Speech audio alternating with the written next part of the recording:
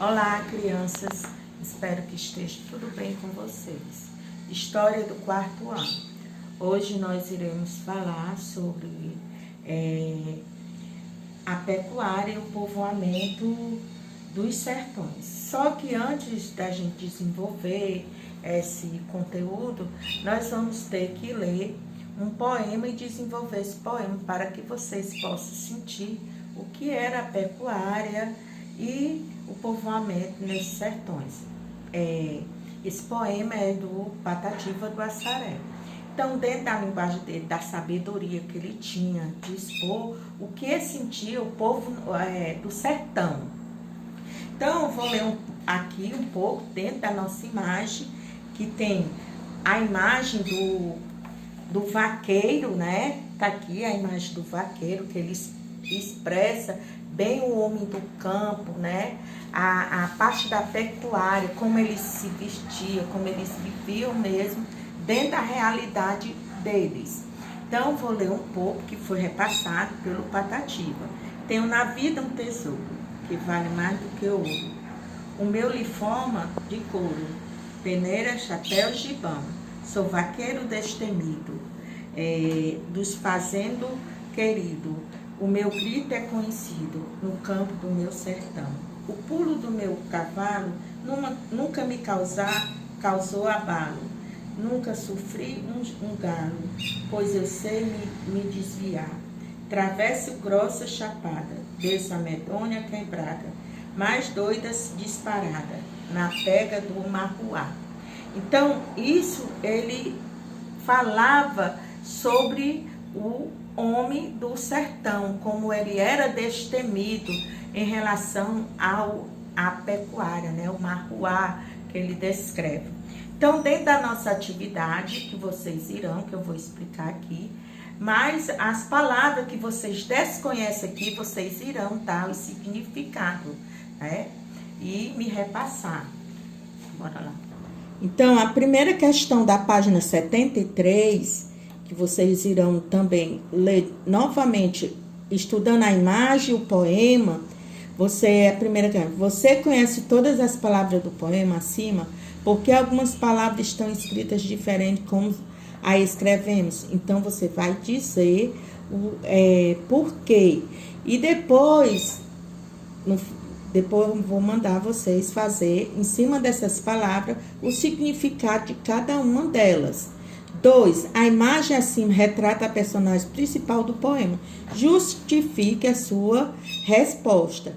Isso é a atividade de hoje do nosso poema, estudando a imagem e o poema. Vocês irão descrever o que ele descrevia em relação ao vaqueiro, em relação ao poema. Então, na aula passada, a vila se transforma em cidade. Vocês teriam que ler e depois fazer um questionário de 10 questões da página 71 e 72, para que vocês pudessem ter um entendimento melhor. Então, isso era a nossa atividade da aula passada. Até a próxima aula. Um abraço.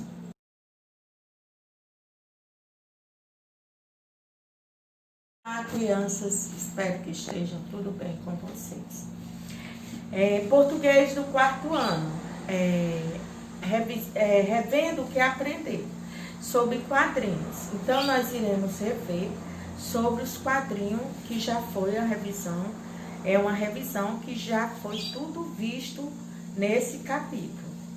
Então, nessa atividade, os alunos construirão, são vocês, o sentido de história em quadrinhos e tirinha, relacionados com imagens, palavras, interpretando.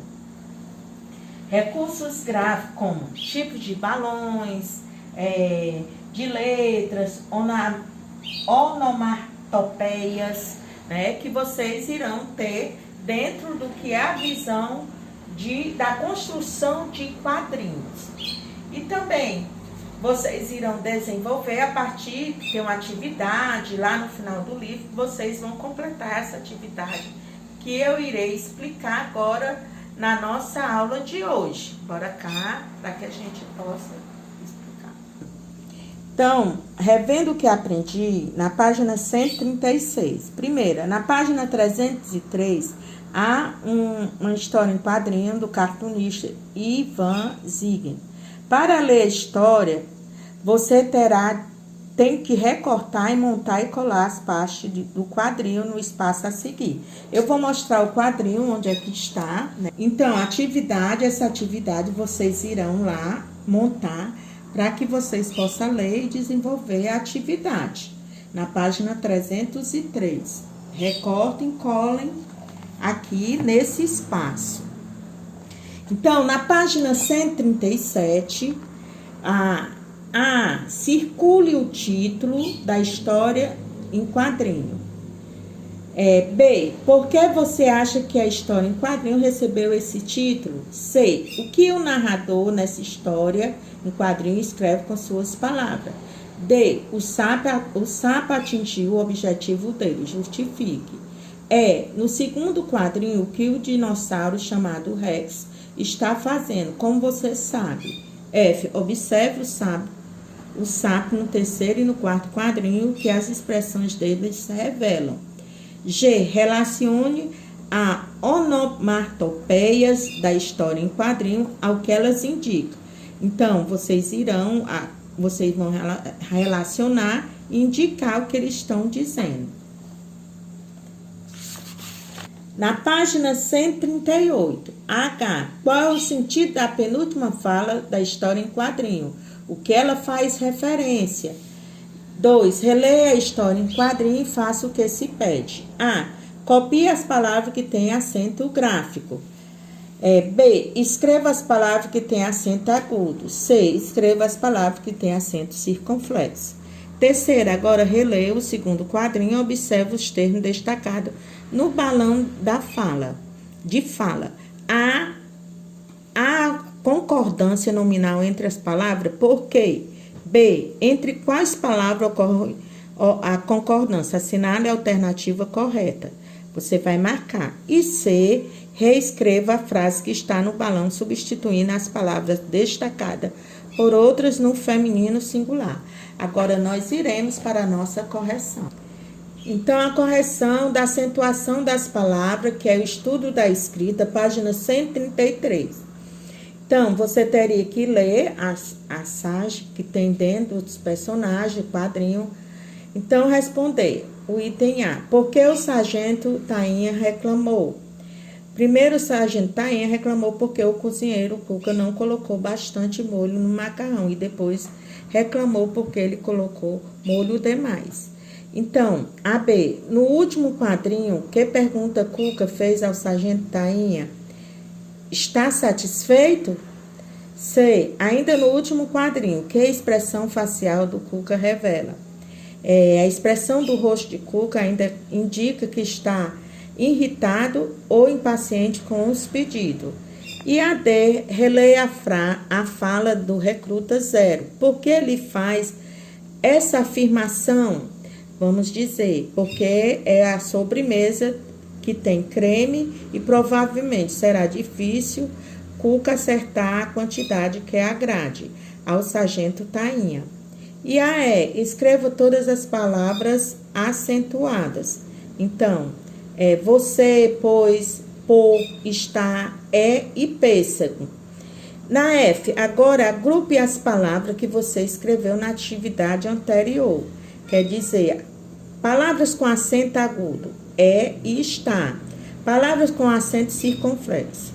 Você, pois, por e pêssego. Na página 134, você teria que ir, na questão 2, teria que pesquisar palavras com acento agudo e 5 palavras com acento circunflexo. E ia colocar nesse espaço. Terceira questão, que vogais ocorre o acento agudo e o acento circunflexo? O acento agudo ocorre em todas as vogais, já o acento circunflexo só ocorre nas vogais A, E, I, O. Quarta, escreva suas conclusões sobre o emprego do acento agudo e do circunflexo. O acento agudo pode estar em cima de qualquer vogal, na maioria dos casos, da sílaba que é um som aberto. Já o acento circunflexo, ocorrem 3 vogais, que é o A, né, a letrinha E, e o O, da sílaba que tem um som fechado. Quinta, pronuncie em voz alta as palavras que você encontrou, quer dizer, circulou, né? Circule a sílaba tônica de cada uma delas. B, pelas palavras, os acentos graves também, marca a sílaba tônica, né? Então, até a próxima aula, um abraço.